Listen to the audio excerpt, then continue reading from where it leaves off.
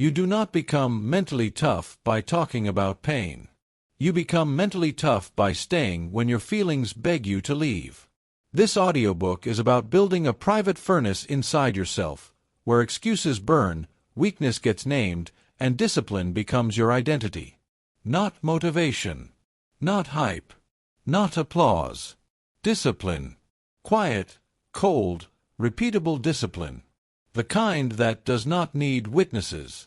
The kind that makes you reliable under pressure, dangerous in adversity, and unshakable when life tries to break you. If you are tired of being ruled by comfort, this is where that version of you ends. Chapter 1.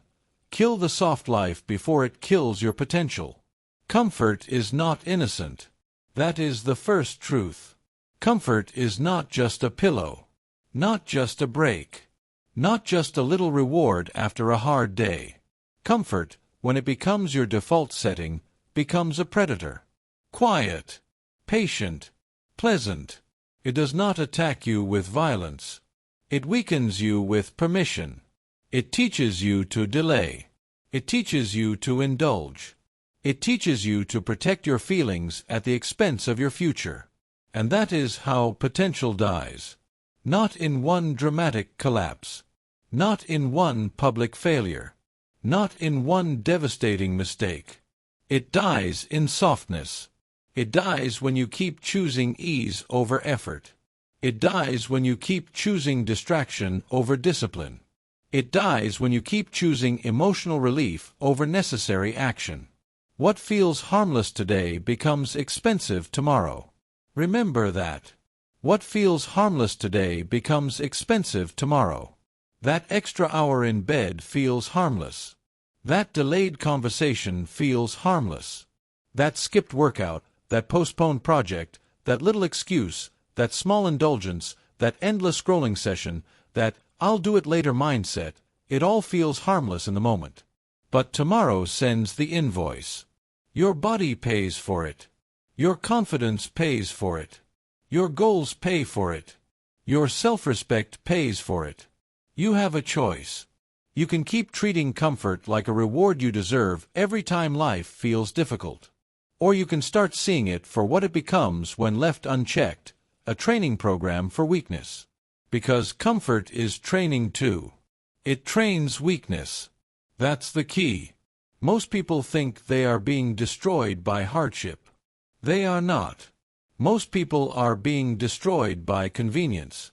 They are being overprotected by ease. They are being dulled by entertainment.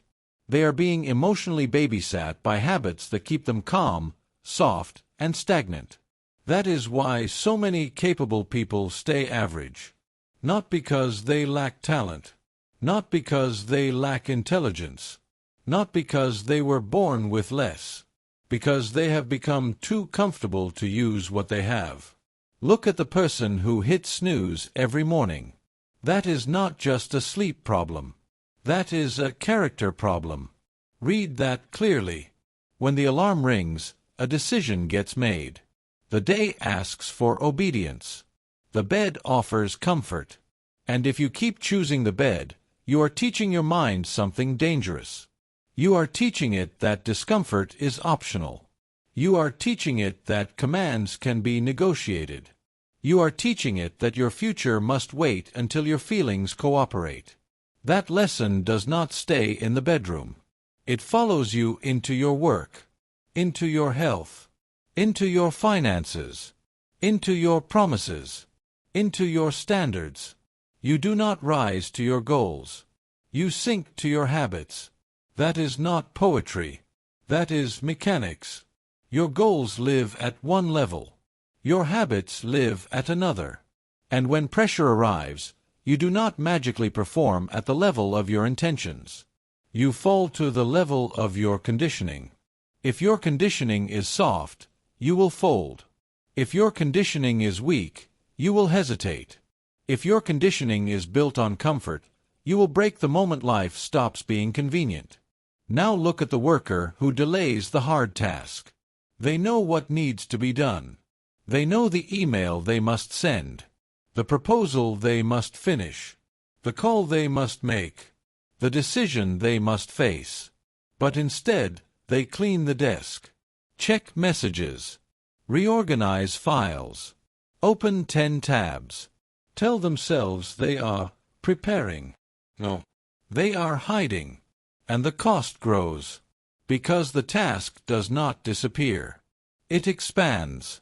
Anxiety expands with it. Pressure expands with it. Shame expands with it. Now the person is not just carrying the original task. They are carrying the emotional weight of avoidance. This is how softness compounds. Small delay, bigger stress, lower confidence, more avoidance, more stress, more self-doubt. And soon the person says, "I work best under pressure." No. They have trained themselves to function only in emergency because they are addicted to postponement. You have a choice. You can keep medicating discomfort with delay, or you can face hard things while they are still small. That's the key. Hard things do not become easier when ignored. They become heavier. Now think about the dreamer, the planner, the person with notebooks full of ideas and a mouth full of intentions. They talk beautifully. They imagine vividly. They research endlessly. They watch videos. They make vision boards. They design the perfect future in their head. But they do not move. And they confuse mental activity with progress. That is one of the most dangerous forms of softness because it feels productive. It gives the illusion of effort without the cost of action. It lets a person feel ambitious while staying exactly where they are. Planning has value. But planning without execution becomes self-deception. It's not about dreaming. It's about doing. It's not about knowing. It's about practicing. It's not about potential. It's about proof. You do not rise to your goals. You sink to your habits. So what are your habits proving? That you are serious, or that you are comfortable, that you are committed, or that you are entertained by the idea of becoming someone stronger without paying the price. Be honest. The soft life is seductive because it does not look dangerous at first. It looks normal. It looks earned. It looks harmless. A little more rest. A little more comfort. A little more escape. A little more indulgence. But weakness is rarely built through one catastrophic choice. It is built through repeated permission. Permission to delay. Permission to avoid. Permission to complain. Permission to indulge every mood. Permission to make comfort the highest priority. And once comfort becomes the priority, potential becomes the casualty. What feels harmless today becomes expensive tomorrow. Say it again. What feels harmless today becomes expensive tomorrow. So what do? You stop asking the weakest question in the world, "What do I feel like doing?" That question has ruined millions of lives. Because feelings change by the hour. Discipline cannot. You replace it with a harder question. A better question. A transforming question. What must be done now? That question builds adults. That question builds leaders. That question builds inner steel. When you ask, "What must be done now?" you stop centering your comfort and start centering your duty. You stop obeying mood and start obeying mission. You stop building your day around temporary emotion and start building your life around permanent standards. That's the key. You do not need to feel ready. You do not need the perfect conditions. You do not need their permission. You do not need a better mood. You need a decision. You need a line in the sand. You need to declare that comfort will no longer be your default setting. That means getting up when you said you would get up. That means doing the hard task first. That means training your body even when your mind complains. That means reducing pointless distraction. That means cutting down the habits that keep you numb, passive, and dependent. That means letting boredom exist without running from it. That means becoming the kind of person who can feel resistance and still move. Because toughness does not begin in crisis. It begins in ordinary moments. In the first alarm. In the first temptation. In the first excuse. In the first opportunity to choose ease over effort. You have a choice. Every day you have a choice. Comfort is training too. It trains weakness. Or discipline is training too. It trains strength. Choose your training. Because the life you are living right now is shaping the person you will be under pressure. And if you keep living softly, you will not become strong accidentally. You will become fragile on schedule. Kill the soft life before it kills your potential. Kill the habits that pamper your lower self. Kill the routines that make you emotionally dependent on ease. Kill the excuses that make weakness sound reasonable. Do it privately. Do it firmly. Do it now. Because what feels harmless today becomes expensive tomorrow. And this entire book is about refusing that cost. It is about building a mind that does not need comfort to function. A will that does not need perfect feelings to act. A life that is forged by discipline, not softened by indulgence. You stopped worshiping comfort. Good. Now let's go deeper. Because once you see the soft life for what it is, the next enemy becomes impossible to ignore. You have stopped surrendering to ease. Now, let's talk about the habit that makes weakness official. Chapter 2. Stop negotiating with yourself. There is a moment that ruins more lives than failure ever will. It is not the moment you fall. It is the moment you start bargaining. That is where weakness enters. Not through defeat. Through negotiation. You tell yourself you will wake up early. The alarm rings. And instead of moving, you open a conversation. 5 more minutes. Maybe 10. I slept late. I need rest. I will start tomorrow. That is not rest. That is surrender disguised as reasoning. The moment you negotiate, you decrease your authority over your own mind. That is the law. The moment you negotiate, you decrease your authority over your own mind. Read that again in your bones. Because every time you issue yourself a command and then sit there debating whether to obey it, you teach your mind something dangerous.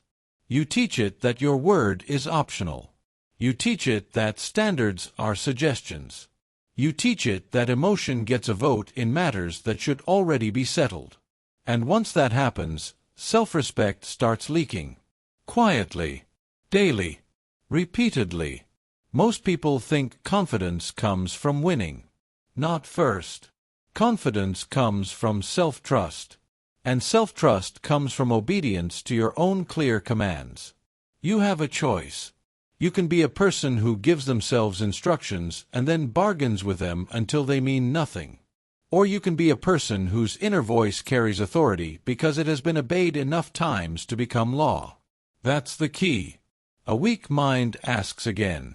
A disciplined mind obeys once. That is how strength is built. Not by saying the right things. By ending the internal vote. Look at the person who skips workouts based on mood. They do not say, I am undisciplined. They say, I'm tired. I'm stressed. I'm not feeling it today. I'll go tomorrow. I need to listen to my body. Sometimes the body does need rest. But most of the time, that language is not wisdom. It is convenience wearing the mask of self-care. And the real damage is not the missed workout. The real damage is the message sent to the mind. We only act when we feel like it. That message spreads. Soon it is not just the gym.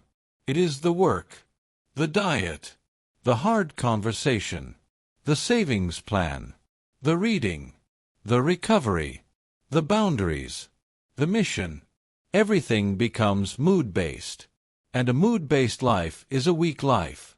It's not about fitness. It's about authority. It's not about the workout. It's about obedience. Because if your emotions get to renegotiate every command you make, then your future will always be held hostage by the weakest version of you. Do not discuss the mission with your emotions. That must become policy, not a slogan. A policy. Do not discuss the mission with your emotions. Your emotions are data. They are not directors. Your feelings can speak. They do not get to lead. That's the key. Now look at broken promises. This is where many people lose their power without even noticing. They say they will start on Monday. Monday comes. They delay. They say they will quit the habit. They relapse by evening. They say they will save money. They spend it by the weekend. They say they will be more focused. Then they disappear into distraction for 3 hours and call it a rough day. And then, somehow, they still expect confidence. Why? Why would you trust someone who keeps lying to you? That is the painful truth. When you break promises to yourself, you become untrustworthy to yourself. And then you wonder why your inner voice sounds weak. You wonder why your standards feel fake. You wonder why your ambition has no force behind it. Because your mind has watched you speak without backing your words. A weak mind asks again. A disciplined mind obeys once. If you say you are going to do it, do it. If you set the standard, keep it. If you make the rule, follow it. Self-respect is not built by admiration. It is built by evidence. You have a choice. Keep collecting evidence that you abandon yourself under pressure. Or start collecting evidence that your word means something. That is how people change. Not in theory. In proof. Now think about the word later. Later is one of the most expensive words in the human language. Later sounds harmless, reasonable, temporary. But later becomes never for people who use it as anesthesia. I'll start later. I'll apologize later. I'll get serious later. I'll fix my habits later. I'll write the plan later. I'll make the call later. No. Later is where your potential goes to rot when it is used as a hiding place. The moment you negotiate, you decrease your authority over your own mind. And later is negotiation in one word. Because later keeps the fantasy alive while postponing the cost. It lets you feel responsible without being responsible. It lets you pretend you still care while proving you do not care enough to move. That's the trap. You do not need a better intention. You need immediate action. Immediate. Not perfect. Immediate. There is power in moving before the mind can build a courtroom. Because that is what negotiation is. A courtroom inside your head.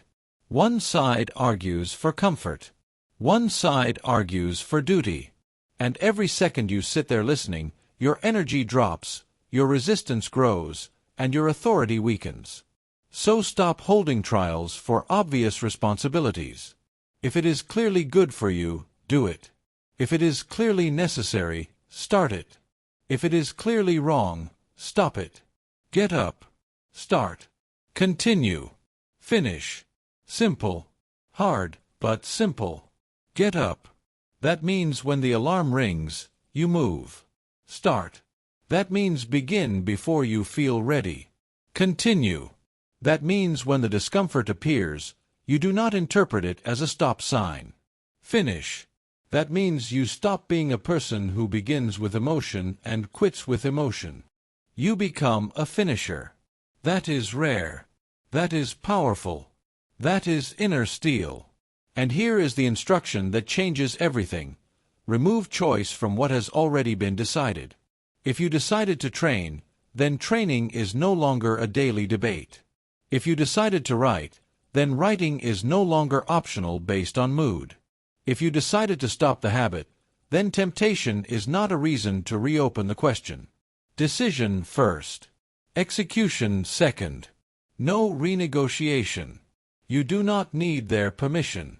You do not need applause. You do not need to announce it. You need to become strict with yourself in a clean way. Not cruel. Clear. Not dramatic. Firm. Not emotional. Consistent.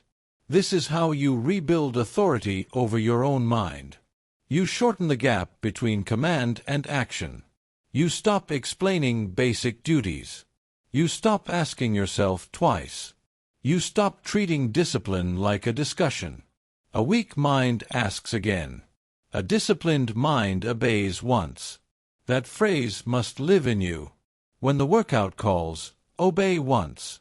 When the project calls, obey once. When the hard conversation calls, obey once.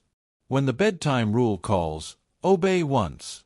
When the urge to scroll, delay, avoid, and indulge starts whispering, do not sit down and negotiate with it like it has equal power. It does not, unless you give it that power. You have a choice.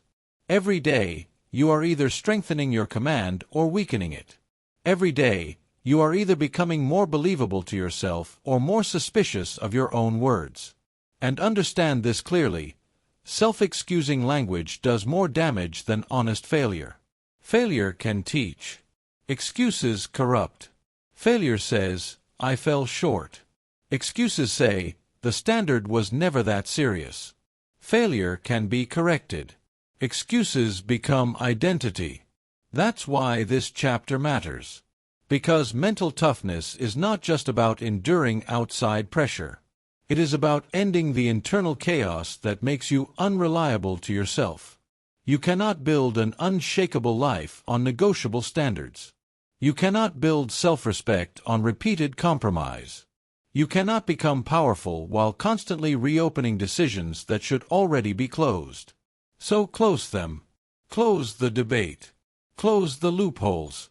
Close the gap between what you say and what you do. Do not discuss the mission with your emotions. Let that be your internal code. You do not ask again. You obey once. That is how you take back command. That is how you stop living at the mercy of mood.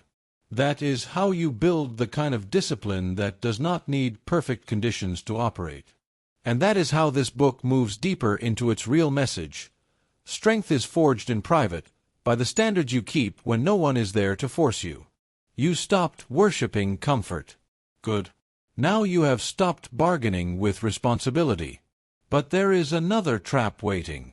A quieter one. A more deceptive one.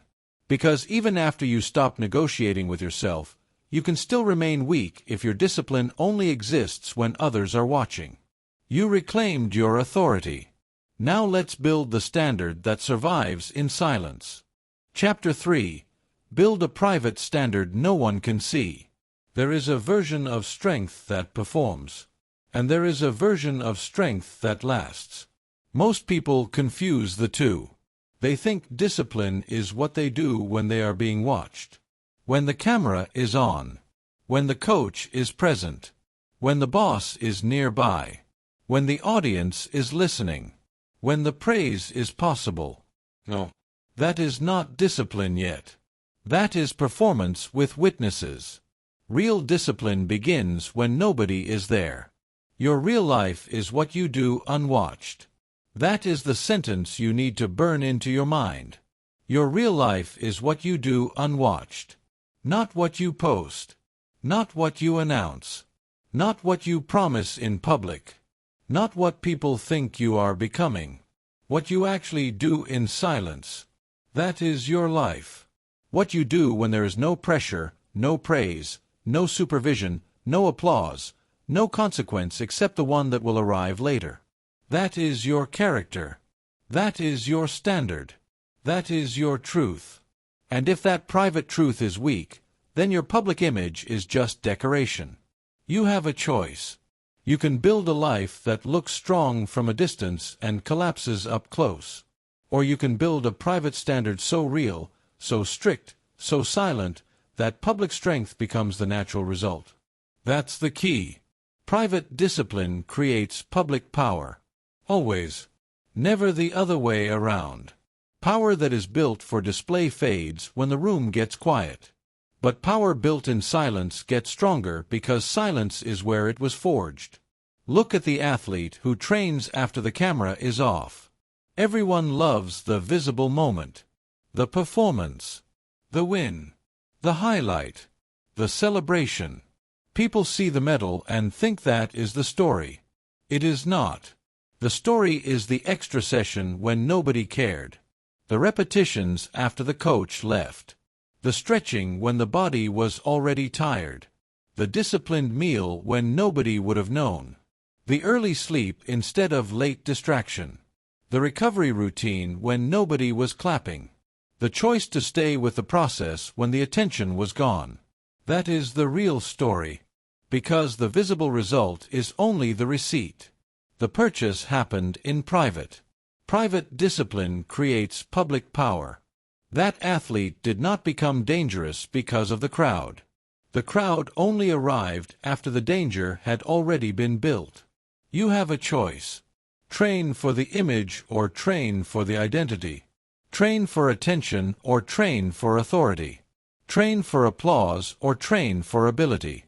It's not about looking committed. It's about being committed. That's the key. Now look at the student who studies when nobody is checking. No deadline that same night. No teacher hovering over them. No parent standing in the doorway. No immediate reward. No visible recognition. Just the material. The chair. The silence. The decision. That is where futures separate. One student studies only when fear becomes intense enough. The exam is close. The consequences are visible. The pressure is public. So they react. The other studies because a private standard has already been set. No emergency required. No panic needed. No external force necessary. One is driven by fear. The other is driven by structure. One is borrowing energy from pressure. The other is building power from consistency. And later, people will call that second person naturally disciplined. No, not natural. Practiced. Repeated. Chosen. Enforced. Your real life is what you do unwatched. If you only work when someone can measure it immediately, then you are not free. You are dependent. Dependent on pressure. Dependent on visibility. Dependent on external force. That is not strength. Strength is self-governance. Strength is showing up without being chased. Strength is keeping the standard when nobody would punish you for breaking it. That is why this chapter matters. Because many people are not actually building themselves. They are managing impressions. They want to be seen as focused, seen as disciplined, seen as strong, seen as deep, seen as serious. But being seen is not the same as being built. Read that again. Being seen is not the same as being built. And a life built around appearances becomes fragile the second the spotlight moves away. Now think about the parent staying calm in chaos without recognition. No one posts about that moment. No one applauds the restraint. No one gives trophies for staying measured when the house is loud, when the schedule is broken, when the stress is real, when sleep is low, when demands are constant. But that is strength. Not loud strength. Useful strength. The kind that protects the room instead of infecting it. The kind that absorbs heat without spreading fire. The kind that remains stable when instability would be easier. That parent may never be praised for those moments. But those moments are shaping a home, shaping children, shaping trust, shaping memory. Private discipline creates public power. The calm nobody notices becomes the stability everyone depends on. That's the key. Invisible choices create visible worlds. A private standard is not glamorous. That is why so few people build one. It gives you no immediate applause, no social reward, no fast validation, no quick status hit. And that is exactly why it is powerful. Because once you can act without applause, you become difficult to control. Once you can work without attention, you become difficult to distract. Once you can hold a standard without witnesses, you become difficult to break. You don't need their permission. Not to train. Not to study. Not to recover. Not to grow. Not to stay disciplined. Not to stay calm. Not to say no to distraction. Not to keep your word in private. You do not need an audience to become dangerous. You need a standard. And that standard must survive in silence. Now let's attack the real enemy here, approval addiction. This is where many people lose their edge. They are not lazy in public. They are lazy in private. They are not weak when people are looking. They are weak when nobody is checking. Why? Because they have trained themselves to move for approval rather than principle. If they get noticed, they work harder. If they get praised, they stay consistent. If someone is expecting something from them, they rise. But when the room empties, so does their discipline. That is a terrible way to live. Because lonely seasons come for everyone. There will be stretches where nobody understands your path. Nobody claps. Nobody checks. Nobody notices. Nobody rewards the effort. Nobody validates the sacrifice. What happens then? That question reveals everything. If they must watch you for you to work, you are not disciplined yet. That line is brutal. Good. It needs to be. If they must watch you for you to work, you are not disciplined yet. Because dependence on visibility is still dependence. It means your engine is outside you. And when the environment changes, your behavior changes with it. That is unstable. Mental toughness is stable. Mental toughness says the standard remains, whether the room is full or empty. Whether the praise comes or not. Whether the results are immediate or delayed. Whether anyone understands or not. You have a choice. You can keep living as a performer, adjusting your effort to the level of attention. Or you can become a builder, adjusting nothing because the standard is internal now. It's not about attention. It's about alignment. It's not about validation. It's about discipline. It's not about image. It's about identity. That's the key. So what do you do? First, stop announcing everything. Not because secrecy is magical. Because talking too early weakens the need to act. It gives you emotional credit for work you have not done yet. Keep more of your goals private. Let action speak before language does. Second, create unwatched rules. Rules nobody else will enforce. Wake up at the set time whether anyone knows or not. Do the final reps whether anyone films them or not. Read the extra pages whether a test is coming or not. Stay calm in the hard moment whether anyone thanks you or not. That is how you build an internal spine. Third, measure yourself by private integrity. Ask better questions. Did I do what I said I would do when nobody was looking? Did I keep the standard in silence? Did I act from principle or from visibility? That is the scoreboard that matters. Your real life is what you do unwatched. Never forget it. Because one day, the public will call you strong. They will call you focused. They will call you resilient. They will call you disciplined. But if it is real, those things will not have been built in front of them. They will have been built in the dark. In quiet mornings. In unseen repetitions. In lonely choices. In moments where nobody would have known if you quit. And you kept going anyway. That is the whole theme of this book. Private fire. Public steel. Silent standards. Visible strength. No performance. No excuses. No dependence on applause. Just the hard, clean work of becoming someone who can be trusted alone. You no longer need witnesses to behave like the person you claim to be. Good. Because once you stop performing for approval, you are finally ready for the next lesson. How to use suffering instead of being ruled by it. You built the standard in silence. Now let's turn pain into training. Chapter 4. Make pain your instructor. Most people misunderstand pain. They think pain means something has gone wrong. They think discomfort is a punishment. Rejection is a verdict. Fatigue is a stop sign.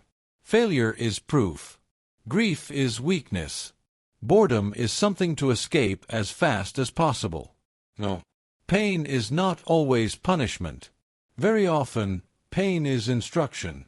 Pain points to the place that still needs training. That is the truth. Pain points to the place that still needs training. When something hurts, frustrates you, humbles you, exhausts you, or exposes you, the first impulse is almost always escape. Numb it. Avoid it. Explain it away. Blame someone. Quit. Distract yourself. Turn the lesson into a complaint. That is what weakens people. Not pain itself. Misused pain. Wasted pain. Ignored pain. You have a choice. You can treat pain like an insult and spend your life running from it. Or you can treat pain like a signal and begin learning from it. That's the key. Do not waste pain. Translate it. That phrase matters because pain by itself does not make you stronger. Plenty of people suffer and become smaller, bitter, softer, more resentful, more afraid. Pain alone does not build character. Pain interpreted correctly does. Pain carried honestly does. Pain processed with discipline does. It's not about suffering. It's about study. It's not about hardship. It's about meaning. It's not about what hurt you. It's about what it taught you. Do not waste pain. Translate it. Take boredom. Most people cannot sit still anymore. A task becomes repetitive. A room becomes quiet. The phone is not exciting enough. The mind starts itching for stimulation. And immediately they reach for escape. Scroll. Snack. Switch tabs. Start something else. Check messages. Open noise. Why? Because boredom exposes a weakness most people do not want to admit. They have not trained sustained attention. Pain points to the place that still needs training. Boredom is not the emergency. Your dependence on stimulation is. That's the key. If you cannot stay with one hard thing long enough to master it, your problem is not lack of talent. It is lack of endurance. Boredom reveals that. It exposes your need for novelty. It shows you that your mind has been trained to chase easy reward instead of meaningful progress. So what do? You stop running the second the task feels dull. You stay. You let the boredom burn. You train your mind to remain present when there is no excitement to carry you. That is how attention grows. That is how discipline deepens. That is how pain becomes a teacher instead of a trigger. Now look at rejection. The entrepreneur sends the pitch. No response. Makes the call. No sale. Builds the offer. Gets dismissed. Presents the idea. Here's no again. And again. And again. Most people interpret rejection personally.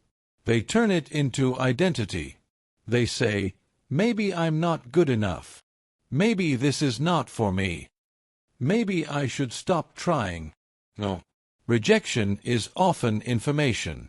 Sometimes the offer is weak. Sometimes the message is unclear. Sometimes the timing is off. Sometimes the market is cold.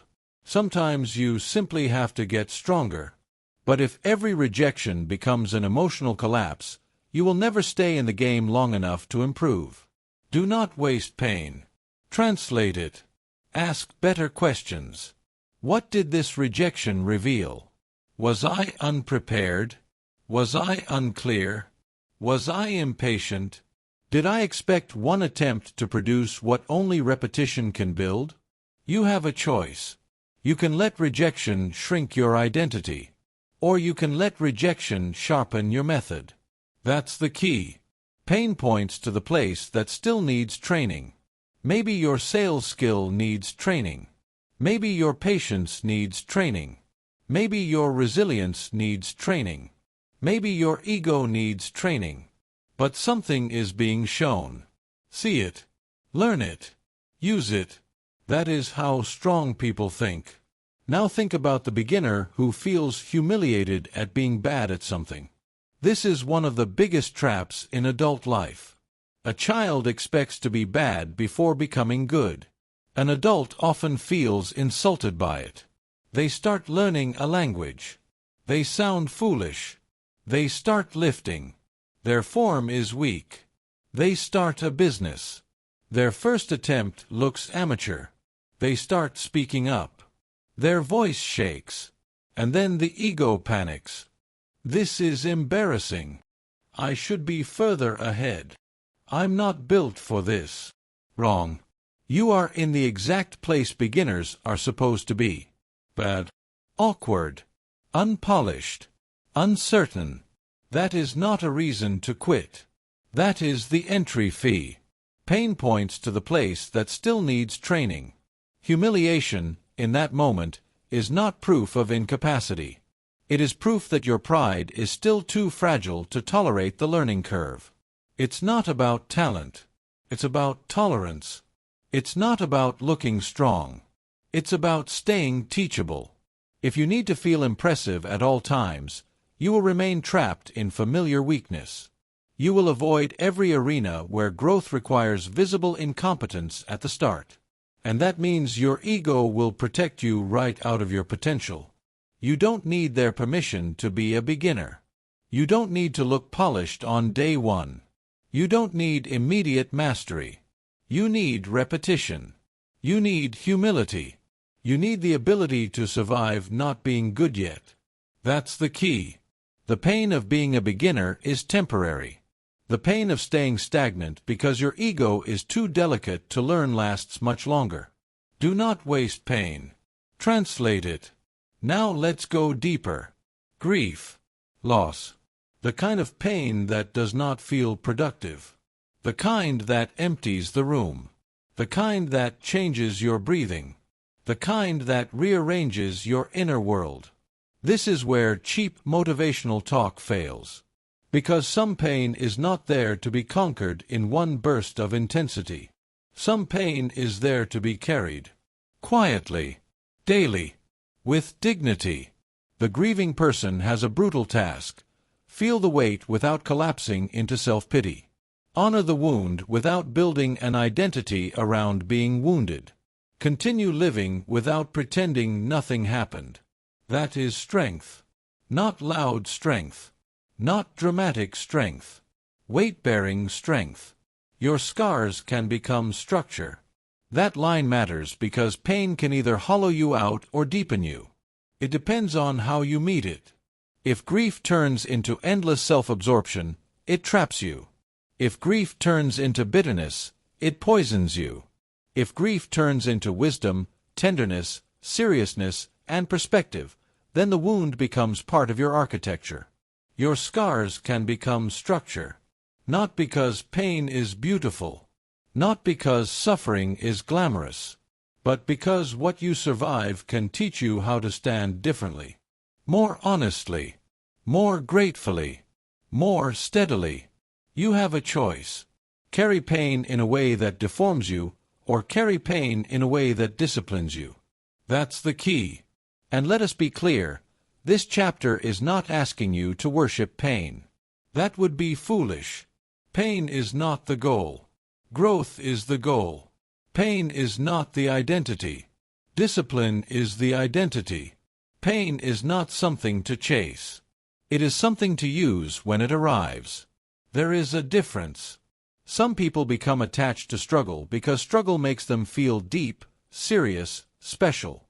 They perform suffering. They narrate it constantly. They turn every wound into theater. That is not strength. That is attachment to pain without extraction of wisdom. Do not waste pain. Translate it. Take what it teaches, then move. Take the lesson, then build.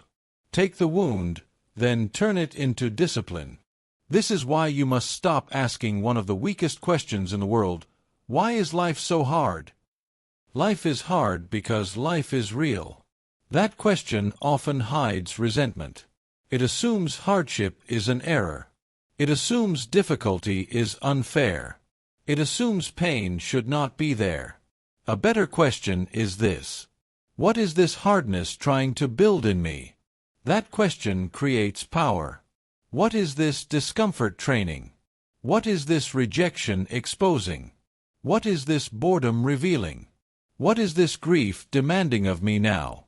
Patience, humility, endurance, restraint, focus, faithfulness, emotional control.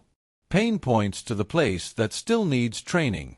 Once you understand that, pain stops being random torment and starts becoming directional feedback. That does not make it pleasant. It makes it useful. And useful pain is far more powerful than avoided pain. Because avoided pain does not disappear. It waits. It grows. It returns wearing a heavier face. The conversation you avoid becomes a fracture. The discipline you avoid becomes regret. The grief you avoid becomes numbness. The boredom you avoid becomes addiction. The failure you avoid becomes permanent weakness. Resilience is formed by processed pain, not avoided pain. Read that carefully. Resilience is not built by a pain-free life. It is built by meeting pain honestly, extracting the lesson, and continuing without self-pity. That is how inner steel is forged. Not in perfect conditions. In honest response. So from now on, when pain shows up, slow down before you run. Ask what it is showing you. Ask where you are still untrained. Ask what this moment can build if you refuse to waste it. You do not need their permission to hurt and keep moving. You do not need anyone to validate the lesson. You do not need comfort every time reality gets sharp. You need a stronger interpretation. Your scars can become structure. Your pain can become instruction. Your hardship can become training. That is the entire theme of this book. Not escaping life, but being forged by it. Not collapsing under pressure, but being clarified by it. Not worshiping pain, but using pain to expose weakness and build discipline where weakness once lived. You have stopped performing strength. Good. Now you are learning to turn suffering into structure. But there is another freedom you still need, because pain gets heavier when you keep stopping to explain yourself to people who were never going to understand your transformation anyway. You learned to use pain. Now let's cut your dependence on approval. Chapter 5. Cut the need to be understood. One of the quietest forms of weakness is this: needing to be understood before you can move. Needing people to approve before you can commit. Needing others to validate your pain, your discipline, your boundaries, your direction, your silence. That need will drain you. It will slow you down. It will make you emotionally dependent on people who are not living your life and not carrying your future. You do not need to be understood to stay on mission. That is the law of this chapter. You do not need to be understood to stay on mission. Most people do not realize how much energy they waste trying to explain themselves. They explain the new routine. They explain the new standards. They explain why they are pulling back. They explain why they are changing. They explain why they cannot keep living the old way. And what usually happens? Some people still do not get it. Some people mock it. Some people question it. Some people resent it. Some people hear your growth as a personal rejection of their habits. And then you get pulled into a trap. You stop building your life and start defending it. That is weakness. Not because explanation is always wrong. Sometimes clear communication matters. But when your emotional stability depends on being agreed with, you are fragile. When your discipline depends on being understood, you are still living for approval. You have a choice. You can keep stopping your mission every time someone misreads you. Or you can accept a hard truth. Misunderstanding is often the price of transformation. That's the key. Let them misread you while you rebuild yourself. That sentence will set you free if you let it. Let them misread you while you rebuild yourself. Because the truth is simple. When you change, the people around you are forced to confront the version of you they got comfortable with. Some will be inspired. Some will be confused. Some will feel judged without you saying a word. Some will try to pull you back into the old script because your growth disrupts their comfort. That is not your emergency. It is not your job to make everybody comfortable with your discipline. It is not your job to make your standards painless for spectators. It is not your job to shrink your growth so other people do not feel challenged by it. You don't need their permission. You do not need their permission to become more focused. You do not need their permission to become harder to access. You do not need their permission to train, to recover, to say no, to go quiet, to stop explaining, to stop performing, to get serious. Look at the family member who doubts your new direction. Maybe you used to be more available, more loose, more easy to persuade. Now you are different. Now you wake up earlier. Now you guard your time. Now you spend less. Now you drink less. Now you take your work seriously. Now you refuse old patterns. And suddenly they say you have changed. Correct. That was the point. But many people hear that sentence as an accusation and immediately start defending themselves. They over-explain. They justify. They soften the edges of their discipline so the room stays comfortable. Bad move. If the change is healthy, let it stand. You do not need to be understood to stay on mission. Family can love you and still misunderstand you. Family can care about you and still doubt your direction. Family can be familiar with your history and completely blind to your future. That is painful. But pain is not always a sign to retreat. Sometimes it is a sign to become more anchored. Let them misread you while you rebuild yourself. Now think about co-workers mocking your discipline. You stop wasting time. They call you intense. You bring your own lunch. They call you rigid. You leave on time to protect your training or your sleep. They say you are antisocial. You stop gossiping. They say you think you are better than everyone. This happens all the time. Why? Because undisciplined environments often punish discipline socially before they respect it professionally. That's the key. The room will often test your seriousness before it benefits from it. So what do? You stop reacting to every opinion like it is a command. It is not about being liked. It is about being aligned. It is not about fitting in. It is about staying disciplined. It is not about defending your standards. It is about living them long enough that they become undeniable. Stop proving. Start becoming. That phrase matters because proving is exhausting. Becoming is productive. When you are trying to prove something, you are still focused on the audience. When you are becoming something, you are focused on the work. That is where power returns. Now think about friends resenting your boundaries. This one hurts because friendship often comes with shared habits, shared access, shared assumptions. When you start changing, those assumptions get interrupted. You say no more often. You stop saying yes to every invitation. You stop staying up late for no reason. You stop lending emotional energy to drama. You stop participating in habits that weaken you. And some friends will respect it. Others will call you distant. Others will say you are too serious. Others will treat your discipline like betrayal. Let them. You have a choice. You can protect everybody else's comfort and slowly betray yourself. Or you can protect your standard and let the truth sort out who can grow with you. That's the key. Boundaries are not cruelty. Boundaries are structure. Silence is not arrogance. Silence is focus. Distance is not always rejection. Sometimes distance is repair. You do not need to be understood to stay on mission. Say less. Do more. That is one of the strongest shifts a person can make. Less explaining. More execution. Less defending. More building. Less emotional paperwork. More disciplined action. Because every hour you spend trying to manage people's opinions is an hour not spent strengthening your life. And this is where emotional independence begins. Emotional independence does not mean you stop caring about people.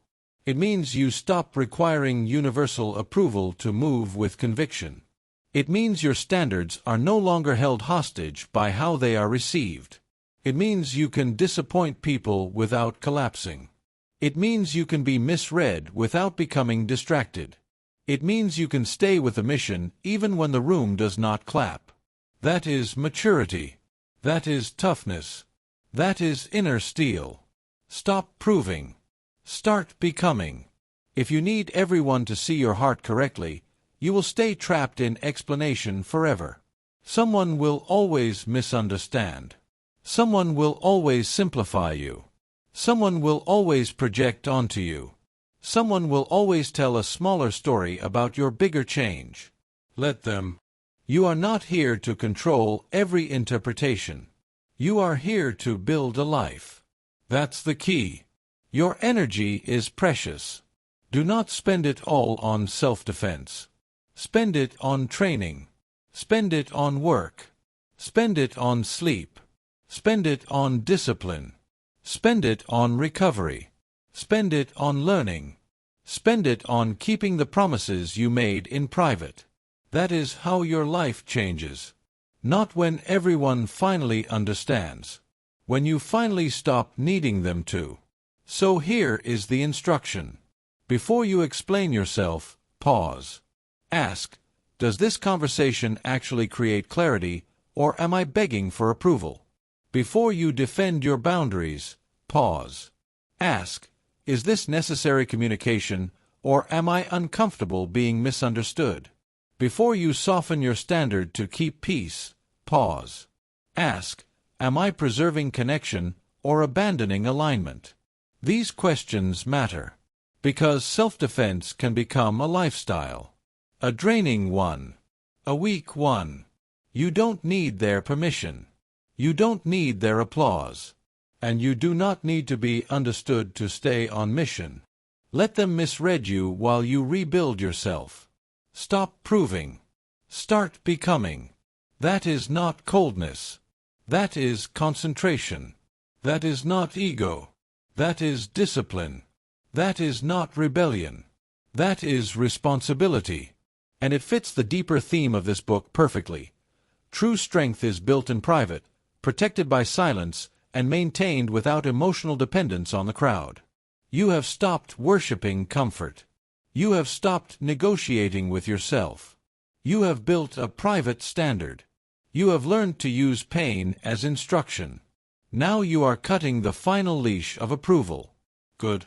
Because once you stop wasting energy on being understood, you are finally ready to spend that energy where greatness is actually forged. In the daily, repetitive, unglamorous work most people are too soft to respect. You stopped explaining your discipline. Now let's build it through repetition. Chapter 6. Master the boring repetition that builds giants.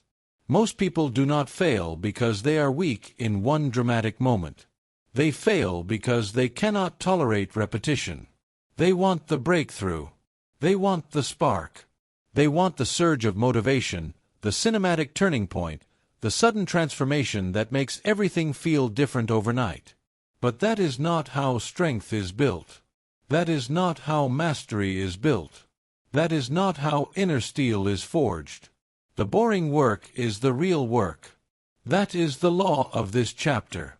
The boring work is the real work. Not the exciting start. Not the public declaration. Not the intense weekend.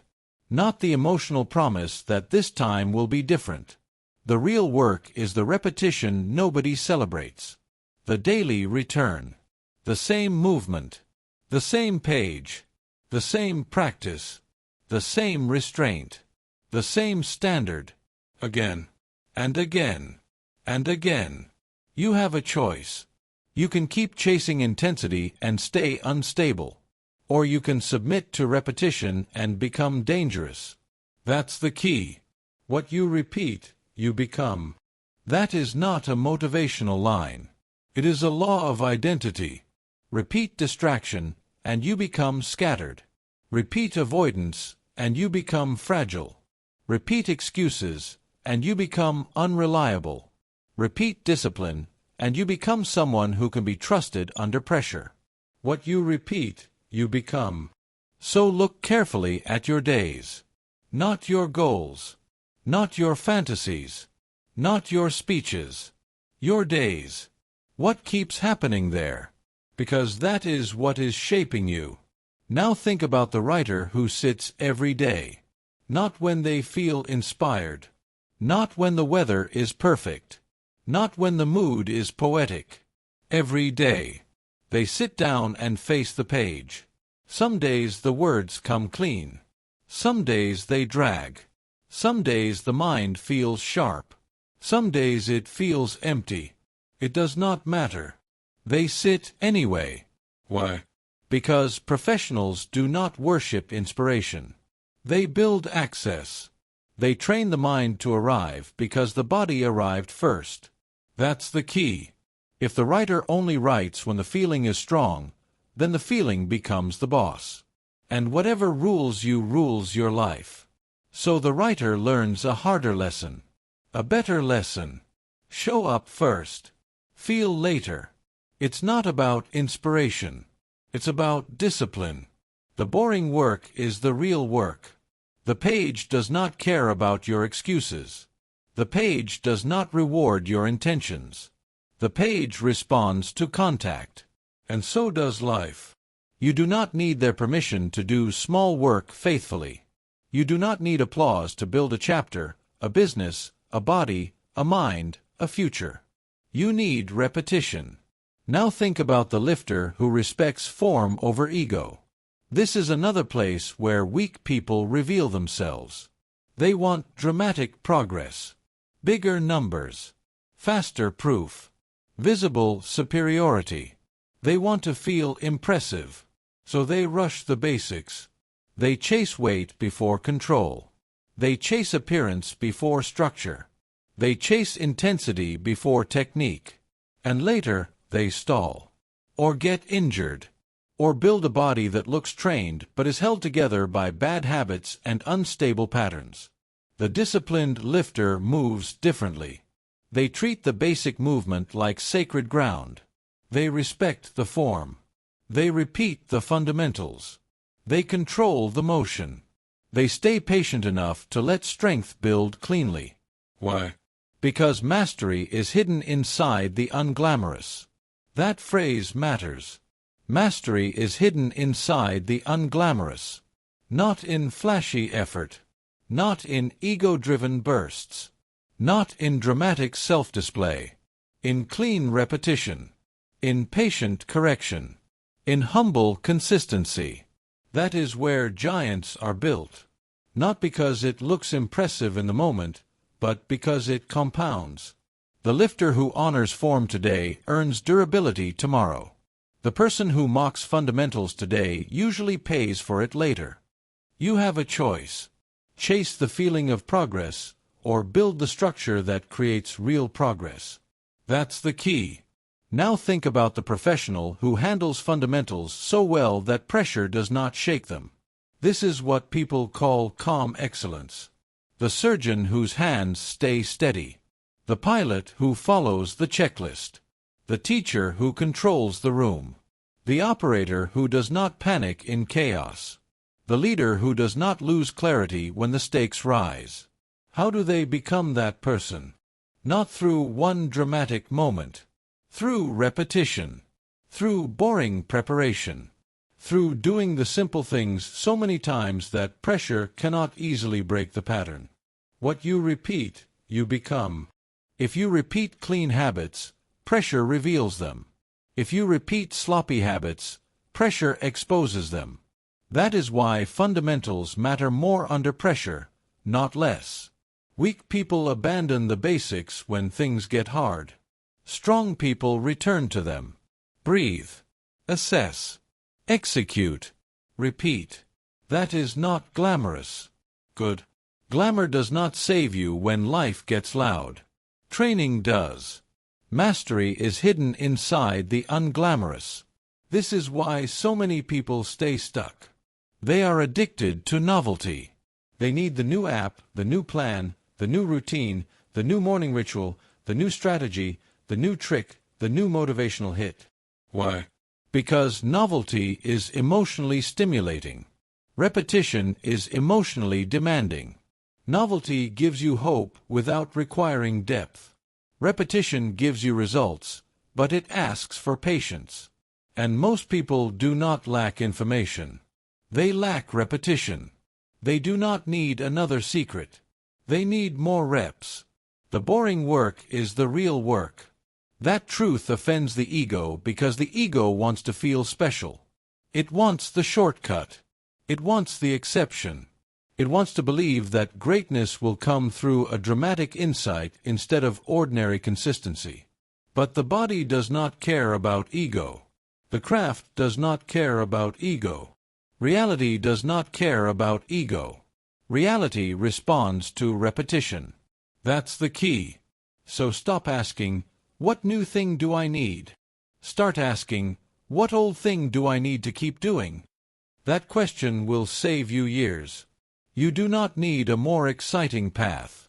You need more loyalty to the path that already works. Write more. Train more. Sleep on time more. Scroll less. Practice the fundamentals more. Complain less. Repeat the behaviors that build the person you say you want to become. What you repeat, you become. And let's be even more honest. Mental toughness is often not dramatic at all. It is often this, the willingness to do simple hard things for a very long time. That is all. Simple, hard, long. That combination breaks weak people because they want complexity they can hide behind. They want drama they can talk about. They want intensity they can feel proud of. But simple hard things done for a long time, that exposes character. Can you keep doing what works after the excitement dies? Can you stay faithful when the progress is invisible? Can you remain steady when the work feels repetitive? Can you protect the standard when nobody is impressed? You have a choice. Quit because it feels ordinary. Or understand that ordinary repetition is exactly where extraordinary identity is formed. That's the key. So here are your instructions. First, make peace with monotony. Stop interpreting repetition as a sign that nothing is happening. Repetition is how something happens. The seed does not become a tree through one intense day. It grows through steady conditions. Second, reduce unnecessary complexity. If your system is too elaborate to repeat, it is too fragile to trust. Simpler systems survive harder seasons. Pick a few essential disciplines and do them relentlessly. Third, measure consistency before intensity. Do not ask, how big was today? Ask, did I return today? That question builds people.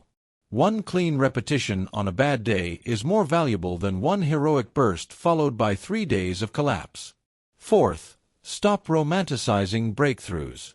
Breakthroughs are often just boring work that finally became visible. Respect the invisible stage. That is where the real transformation is happening. The boring work is the real work. Say it until your ego stops resisting it. The boring work is the real work. Wake up on time. Do the reps. Read the pages. Handle the basics. Keep your word. Protect your sleep. Train your mind. Repeat the pattern. Do not wait for it to become thrilling. Let it become sacred instead. Because once repetition becomes sacred, discipline stops feeling like punishment and starts feeling like identity. This is who I do. This is how I live. This is what I return to. That is strength. And that is the deeper theme of this entire book. Steel is not forged by one blow. It is forged by repeated heat, repeated pressure, repeated shaping. Again and again. You have cut comfort. You have ended negotiation. You have built a private standard. You have learned from pain. You have stopped begging to be understood. Now you are learning the hardest lesson for modern people. Greatness is boring before it becomes visible. Good. Because once you accept that, you stop chasing drama and start building power. And once power starts building, a new enemy shows up immediately. A familiar voice. A clever voice. A reasonable voice. The voice of excuse. You mastered repetition. Now let's silence the lie that keeps trying to interrupt it. Chapter 7. Starve the voice that makes excuses. There is a voice inside you that has cost you years. It is not loud. It is not dramatic. It does not usually sound pathetic, lazy, or obviously weak. That is why it is dangerous. Excuses do not sound weak. They sound reasonable. That is the law of this chapter. Excuses do not sound weak. They sound reasonable. They sound intelligent, measured, protective, even wise. They come wearing concern. They come wearing caution. They come wearing self-care. They come wearing logic. But underneath all of it, they are often doing one job: keeping you small, keeping you still, keeping you from the discomfort required to become someone stronger. You have a choice. You can keep treating every reasonable-sounding thought like truth. Or you can learn to recognize the internal enemy that speaks in polished language while pulling you away from discipline. That's the key. Excuses are not always stupid. They are often strategic. They know what to say. They know when you are tired.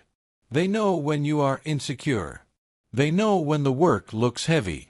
They know when the room is cold and the bed is warm and the task is boring and the risk is real. That is when the voice appears. Not to help you grow. To help you retreat. And if you do not learn to identify it, you will mistake self-sabotage for self-protection. Excuses do not sound weak. They sound reasonable.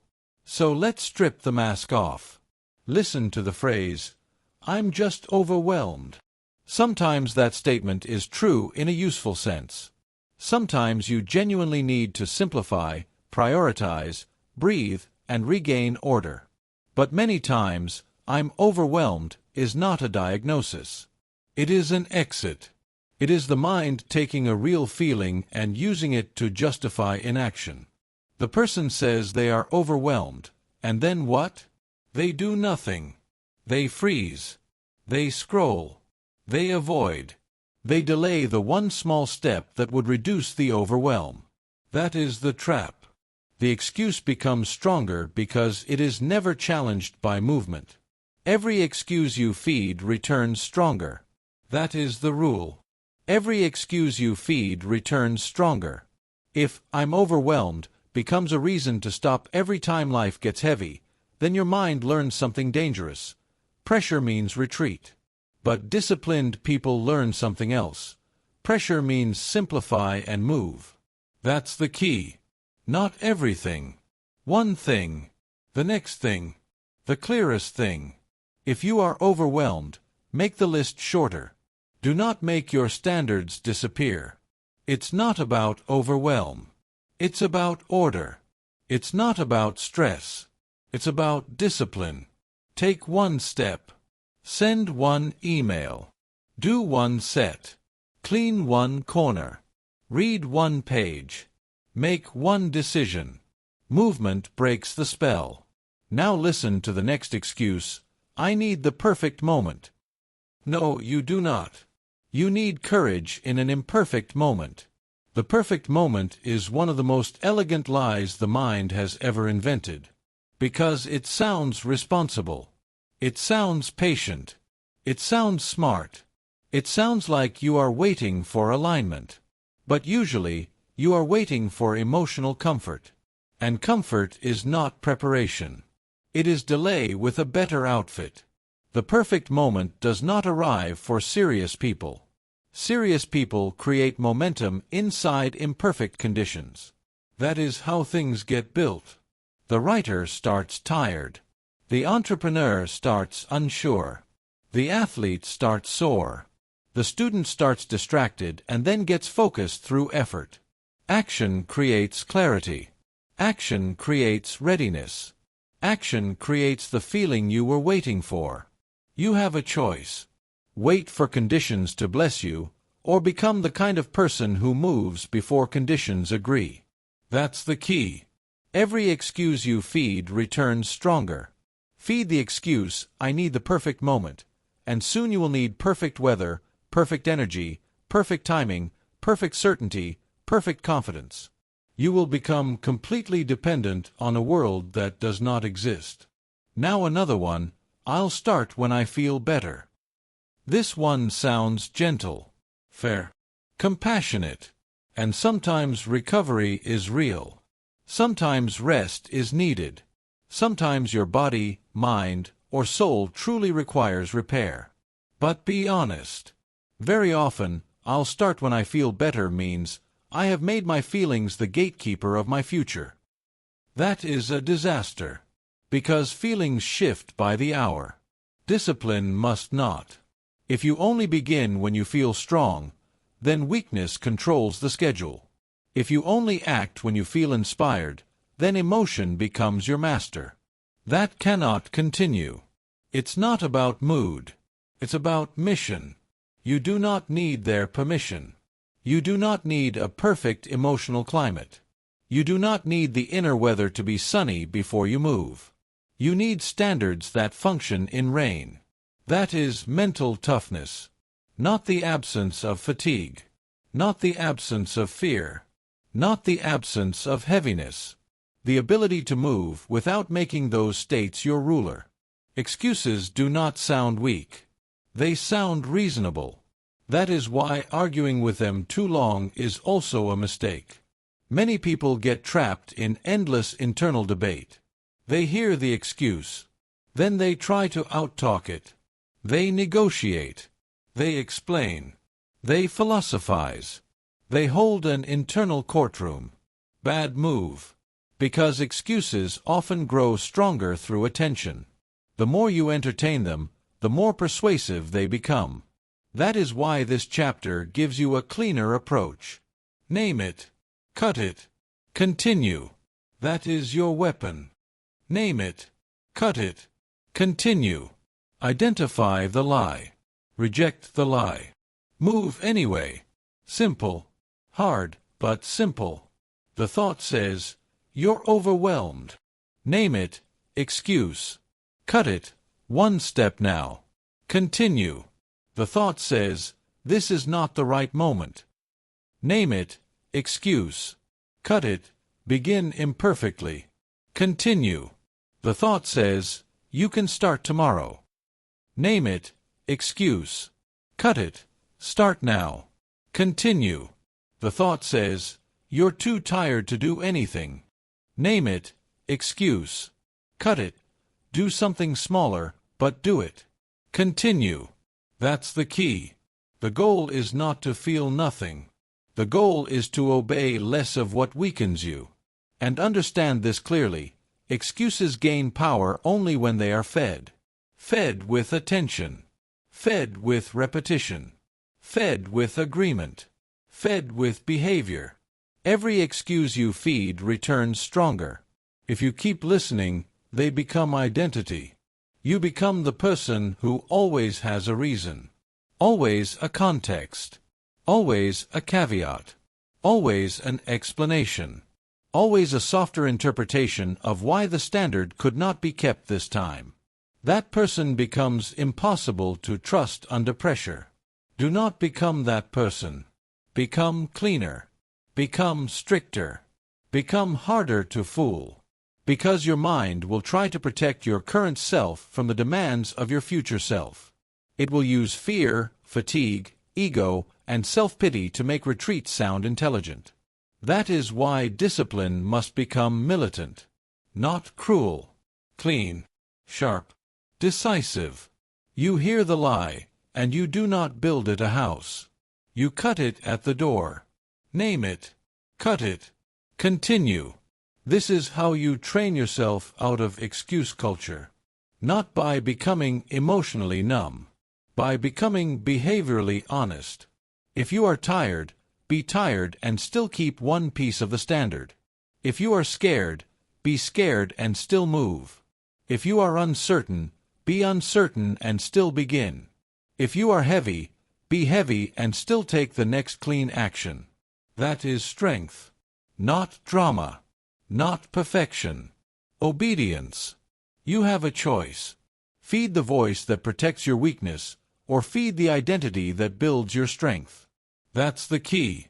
And the deeper truth is this: excuses are expensive because they rarely look expensive in the moment. They save you from a little discomfort now by charging you interest later in the form of regret, stagnation, lost confidence, and weakened self-respect. The skipped rep. The delayed task. The postponed apology. The avoided conversation. The untouched project. The silent dream. All of it gets heavier when excuses are allowed to lead.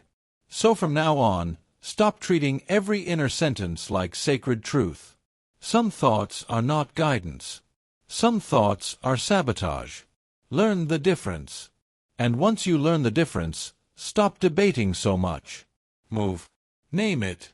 Cut it. Continue. That phrase belongs in your bones.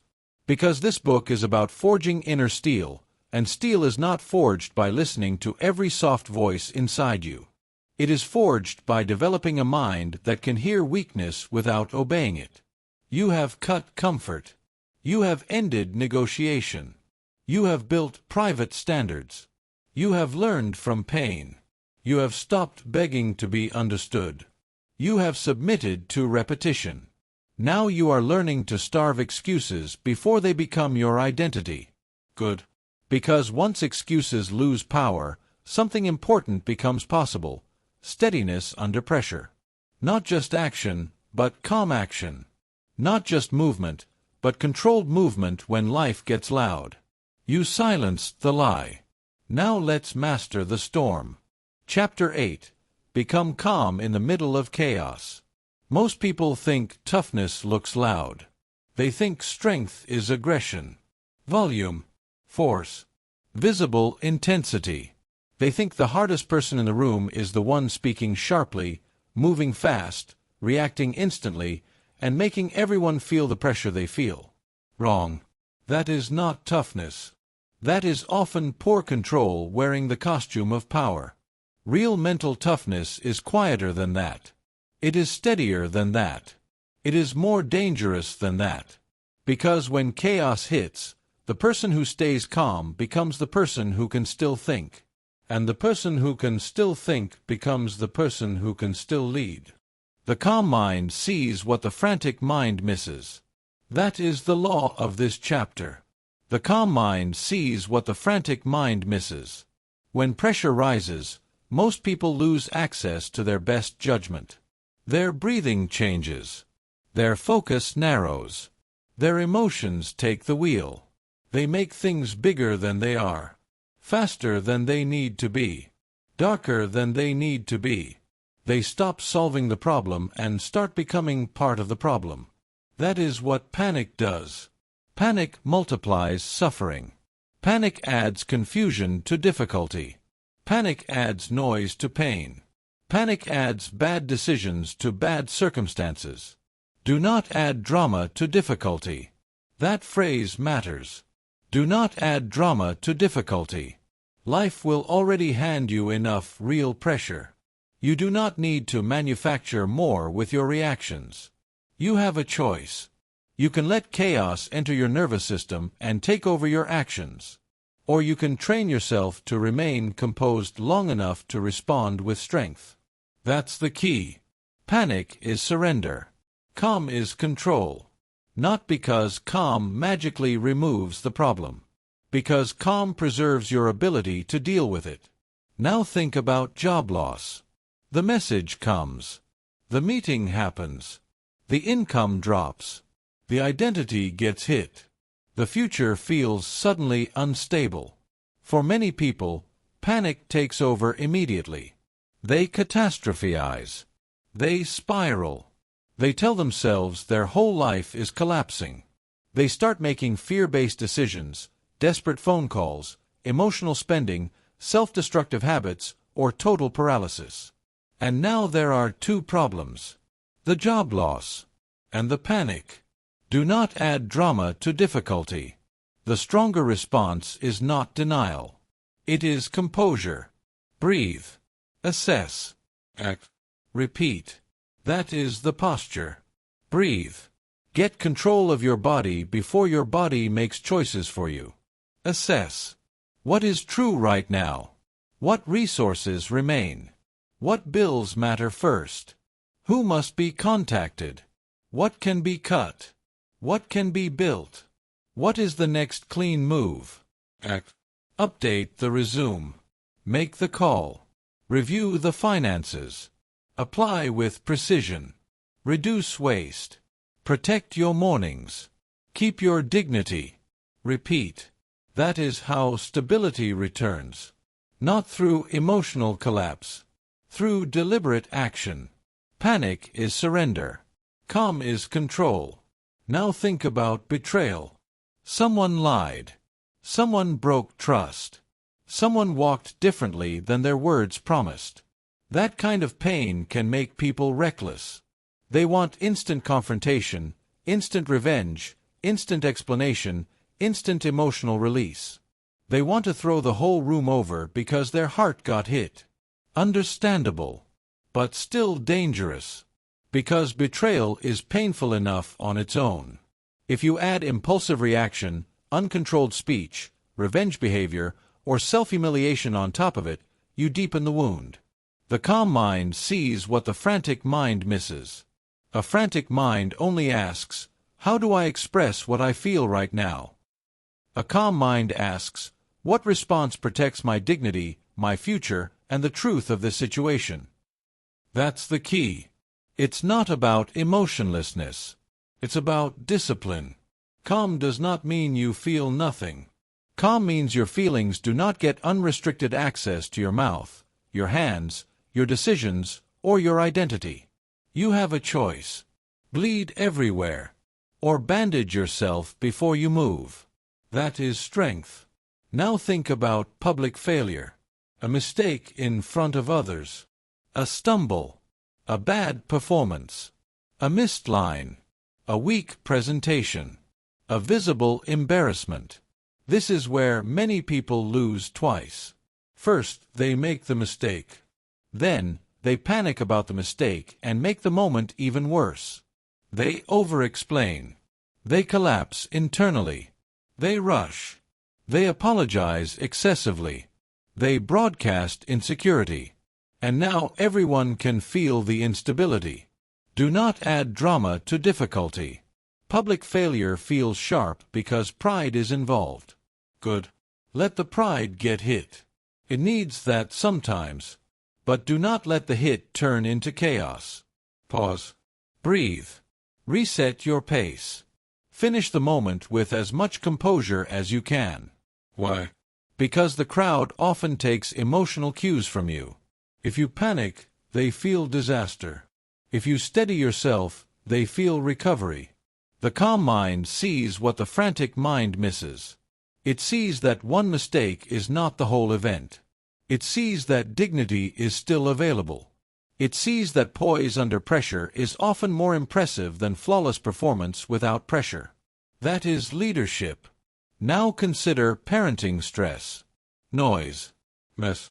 Time pressure. Frustration. Repetition. Sleep loss. Emotional demands from multiple directions. This is where many adults reveal how untrained their inner world really is. They confuse being overstimulated with being powerless. They let irritation become tone. Tone becomes fear. Fear becomes atmosphere. And the whole environment gets infected by one ungoverned nervous system. That is not strength. Strength in that moment is not dominance. It is regulation. The parent who stays composed gives safety to the room. The parent who breathes before reacting teaches more than words ever could. The parent who remains firm without becoming explosive is building trust, not just control. Panic is surrender. Calm is control. And this applies far beyond parenting. It applies to any environment where others are affected by your state. A leader, a partner, a teacher, a friend in crisis, a worker under pressure, a human being others depend on. Your state spreads. That's the key. If you carry chaos, you export chaos. If you carry steadiness, you export steadiness. That is why composure is a weapon. Now think about unexpected crisis. A medical scare. A broken plan. A sudden expense. A phone call in the middle of the night. A travel disaster. A problem you did not schedule and could not prepare for emotionally. This is where people discover whether their toughness is real. Not when things go according to plan. When the plan gets ripped up. The weak person says, "This should not be happening." The strong person says, "It is happening. What now?"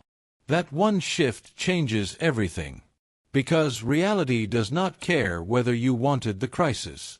It only cares whether you can meet it. Breathe. Assess. Act. Repeat. That rhythm must become automatic. Breathe. Slow the body down. Assess. Separate facts from panic. What is urgent? What is important? What is imagined? What is solvable now? Act. Take the next clean step. Repeat. Do not jump 10 moves ahead in fear. Stay with the next right action. That is how composed people dominate unstable environments. Not because they have no stress. Because they have trained themselves not to worship it. You don't need their permission to stay calm. You do not need the room to settle before you settle. You do not need the problem to shrink before you become steady. You choose your posture before the outcome is known. That is warrior energy. Not loud. Not theatrical. Controlled. Available. Grounded. Ready. And let us be clear. Calm is not passivity. Calm does not mean weak boundaries. Calm does not mean doing nothing. Calm means force without frenzy. It means clarity without collapse. It means action without emotional leakage. It means your mind remains usable under pressure. The calm mind sees what the frantic mind misses. It sees timing. It sees options. It sees people clearly. It sees consequences. It sees the next move. The frantic mind sees only threat. And people ruled by threat become predictable, manipulable, and dangerous to themselves. You have a choice. Surrender your mind to the moment. Or hold the line internally until the right action becomes visible. That's the key. So train this. When frustration rises, lower your voice. When the room speeds up, slow your breathing. When the mind catastrophizes, name facts only. When emotion demands instant reaction, buy a few seconds with silence. When chaos appears, remember your rhythm. Breathe. Assess. Act. Repeat. This is not just a technique. It is identity. You are becoming the kind of person who does not need perfect conditions to remain composed. The kind of person who does not add drama to difficulty. The kind of person whose steadiness becomes an advantage in every storm. That is the deeper theme of this book. Not pretending life is easy. Becoming harder to shake. Not avoiding pressure. Building a nervous system, a mindset, and a standard that can carry pressure without breaking form. You have cut excuses. Good. Now you are learning not just to move under pressure, but to move cleanly under pressure. That matters. Because the next level of inner steel is this: you stop waiting to feel inspired altogether. You stop needing emotional momentum before action begins.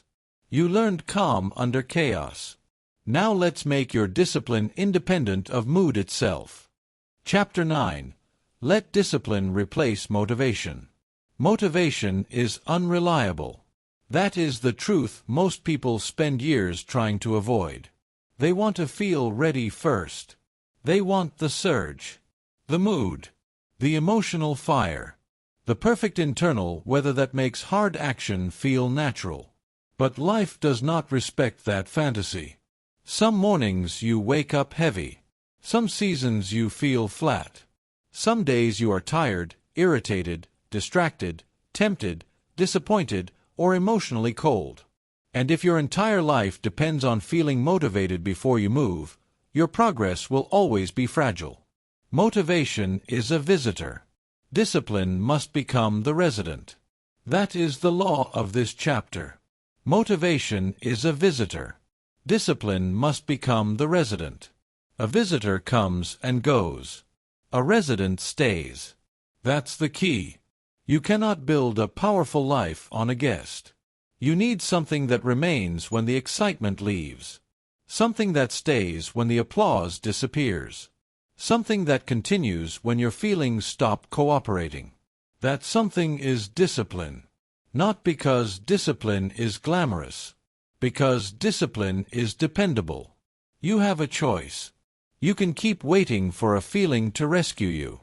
Or you can become the kind of person who acts without emotional permission. That is where real power begins. Motivation is dangerous when it becomes your leader because motivation is emotional weather. And weather changes. It changes with sleep, with hormones, with stress, with disappointment, with who texted you back and who did not, with whether the day feels rewarding, with whether you are winning right now. You cannot anchor your future to that. It's not about feeling. It's about function. It's not about hype. It's about discipline. Now think about training when tired. This is where the truth becomes visible. Anybody can train when they feel sharp, strong, energized, and inspired. That version of discipline is easy to admire because it looks intense.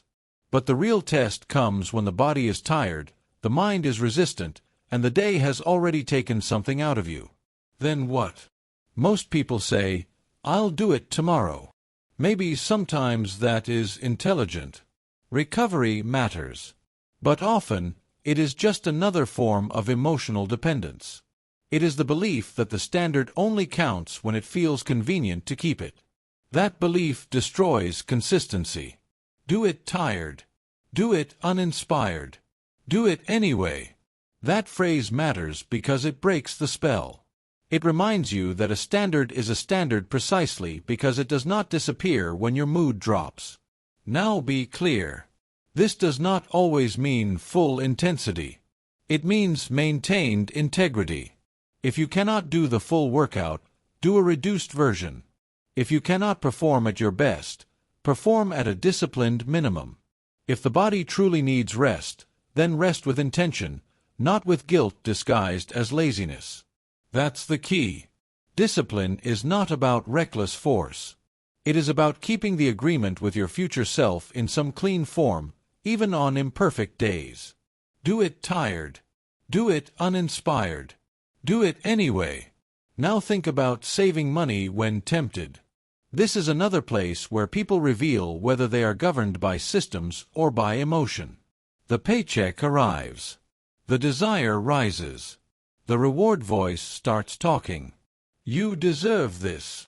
It's just one purchase. You've had a hard week. This will make you feel better.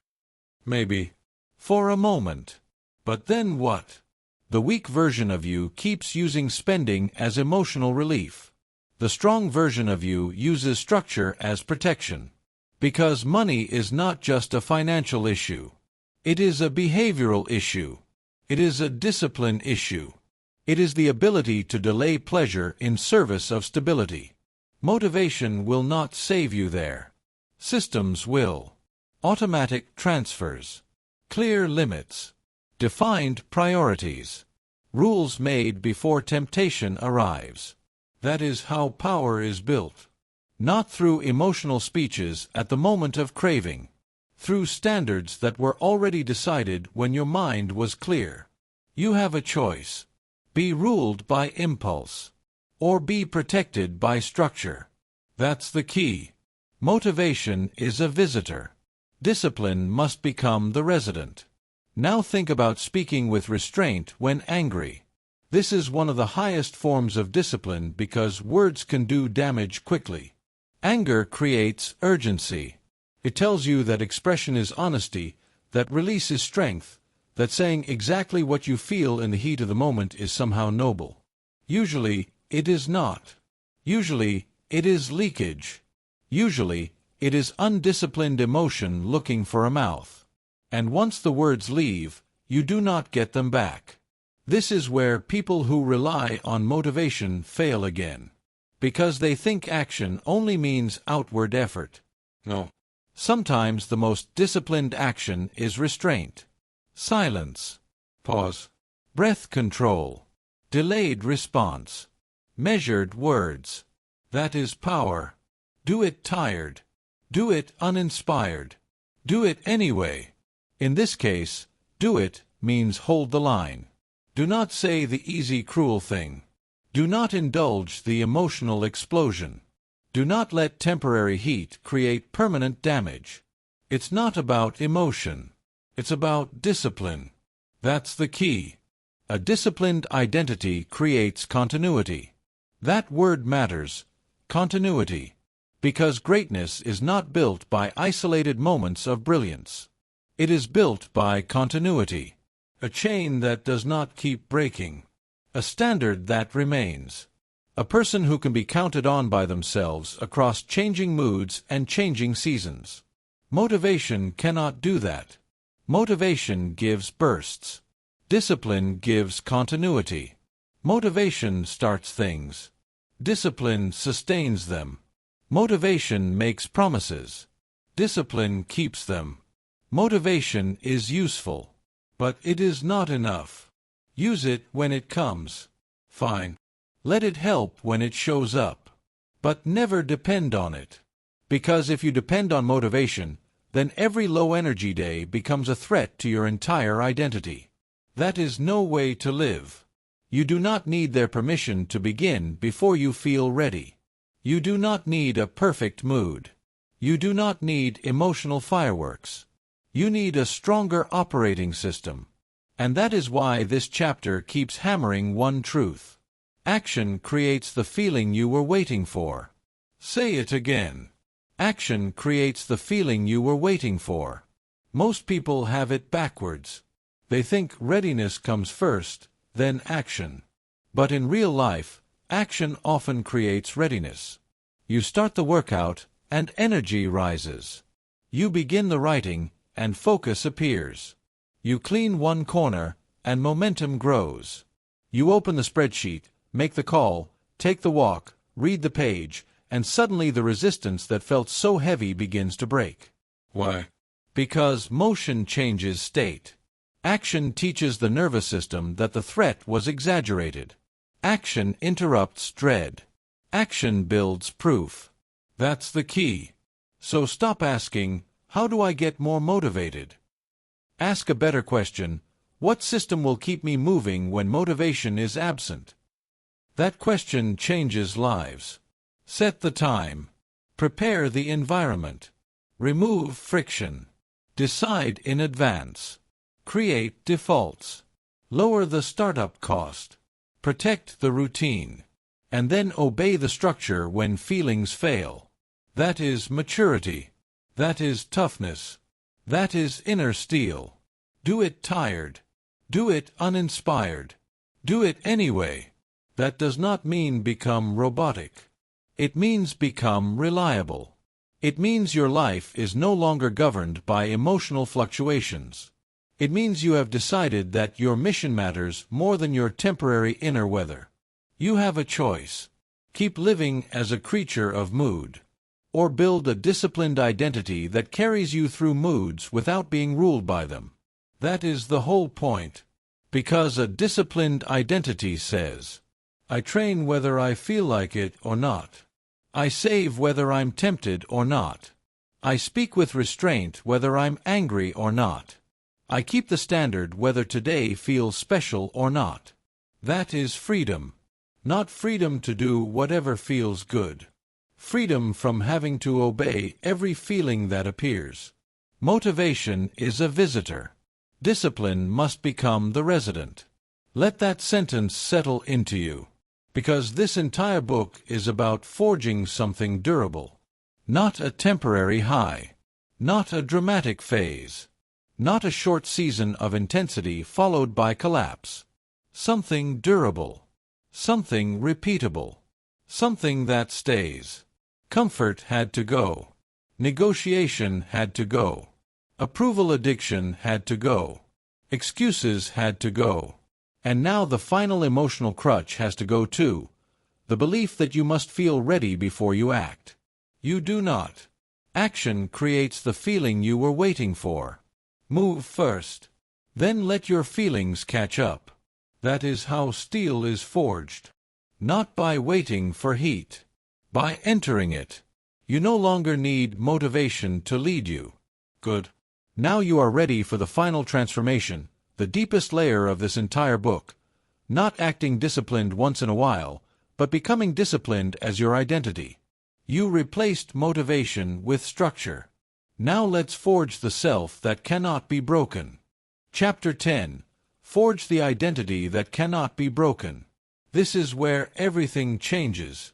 Up to this point, we have talked about habits, standards, pain, calm, repetition, excuses, and discipline. All of that matters. All of it builds the structure. But now we go deeper. Because tactics are not enough if your identity stays weak. You can have a good routine and still think like a fragile person. You can have a strong week and still secretly see yourself as someone who quits. You can perform discipline for a season and still carry an old self-image that says, "This is not really who I am." That is the final battle. Identity. Do not act disciplined. Become disciplined. That is the law of this chapter. Do not act disciplined. Become disciplined. Because acting disciplined is temporary. It is situational. It depends on context, mood, pressure, momentum. Becoming disciplined is different. Becoming disciplined means the standard is no longer something you visit. It is where you live. That's the key. You stop asking, "Can I keep this up?" And you start declaring, "This is who I am now." That sentence matters. This is who I am now. Not, "I'm trying." Not, "I hope." Not, "I'll see." This is who I am now. The person who gets up. The person who keeps the word. The person who does not negotiate with basic responsibility. The person who stays calm. The person who moves without applause. The person who acts without waiting for perfect feelings. The person who finishes. This is who I am now. You have a choice. You can keep treating discipline like an outfit you put on when life feels serious. Or you can let it become your skin. That's the key. Identity is powerful because it removes decision fatigue. When something becomes part of who you are, you stop debating it. You stop rethinking it every morning. You stop reopening old negotiations. Look at the person who no longer debates standards. That person is dangerous. Not loud. Dangerous. Because they no longer burn energy asking whether they should do the obvious thing. Should I get up? Already decided. Should I train? Already decided. Should I save? Already decided. Should I tell the truth? Already decided. Should I stay composed? Already decided. This is power. Because so much weakness comes from repeated internal argument. And identity closes the argument.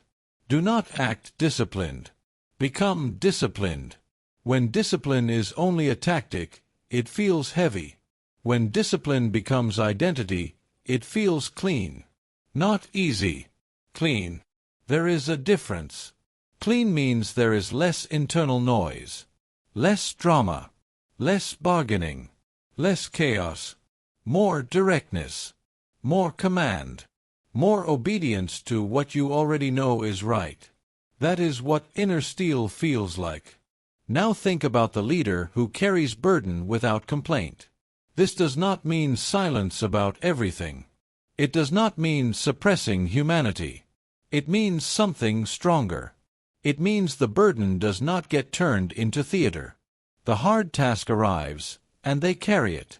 The room gets heavy, and they steady it.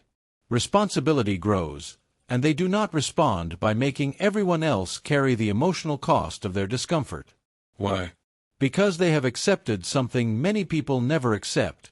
Burden is part of the assignment. That's the key. If you want strength, stop acting surprised that life is heavy. The leader who can carry weight without constant complaint becomes a source of trust. Not because they feel no pressure. Because they do not worship their pressure. It's not about burden. It's about identity. Who are you when life gets heavy?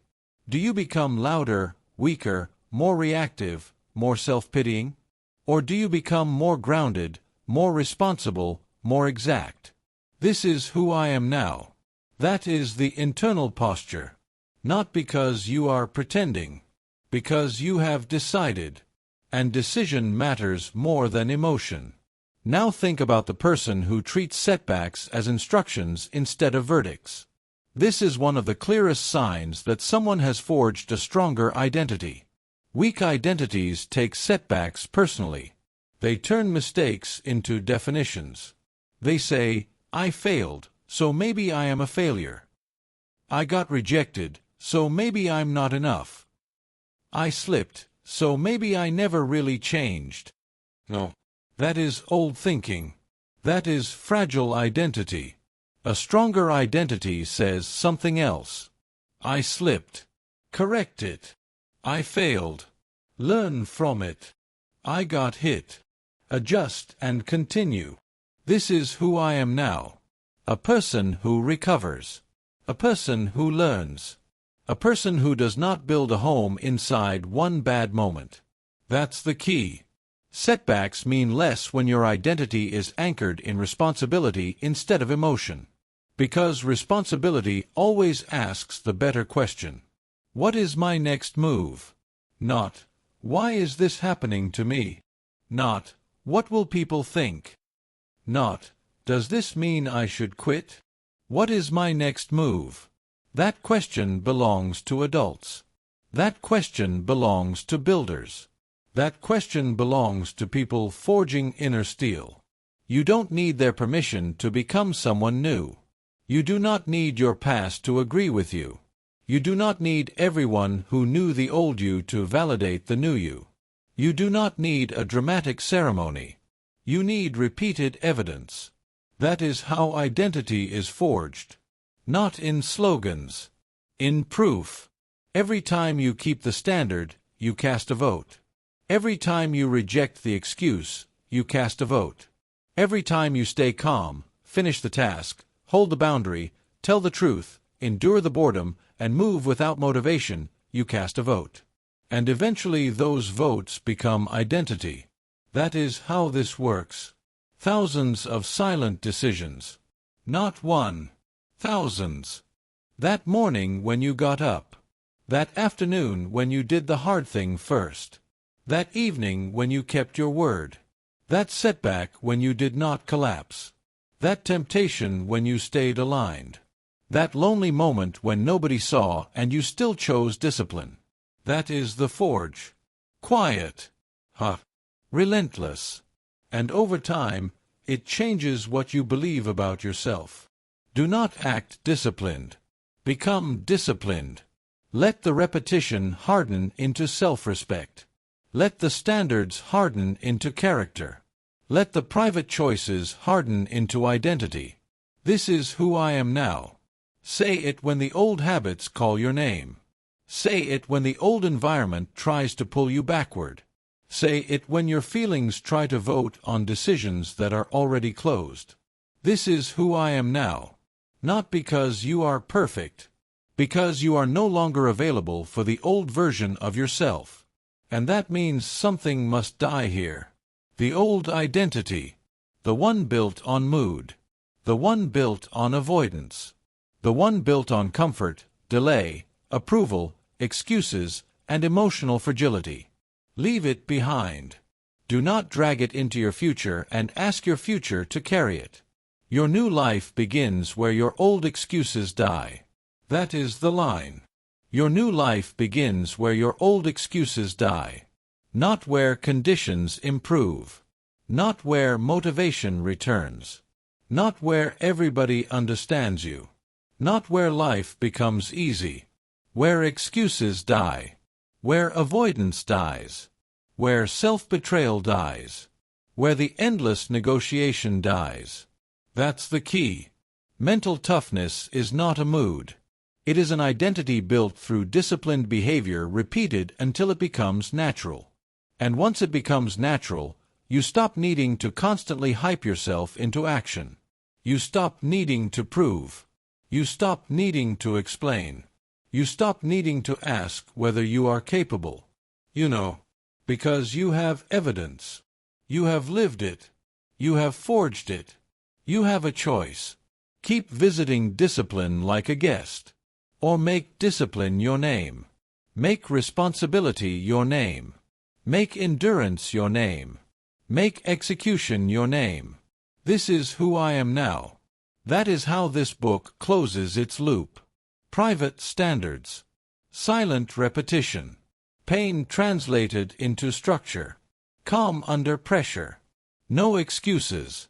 No dependence on approval. No waiting for motivation. All of it was leading here. To identity. To the self that cannot be broken easily because it is not built on feelings anymore. It is built on principles. On proof. On practice. On steel. Your new life begins where your old excuses die. Let that be the final cut. Let that be the final separation. The old you survived on softness. The new you is forged by discipline. The old you needed the mood. The new you moves by standard. The old you looked for permission. The new you acts with authority. The old you asked whether it was possible. The new you has become the answer. This is who I am now. And that is how inner steel is forged. Now you know the truth. Mental toughness is not a gift. It is not a personality trait. It is not something handed to the lucky, the talented, or the fearless. It is forged. It is forged when you stop negotiating. Forged when you keep your word in private. Forged when you let pain instruct you instead of define you. Forged when you stop begging to be understood, stop chasing motivation, stop feeding excuses, and start repeating the hard, boring, necessary things until discipline becomes your nature. This is the path. Less drama, more command. Less emotion-led living, more principle-led action. Less proving, more becoming. So here is your challenge.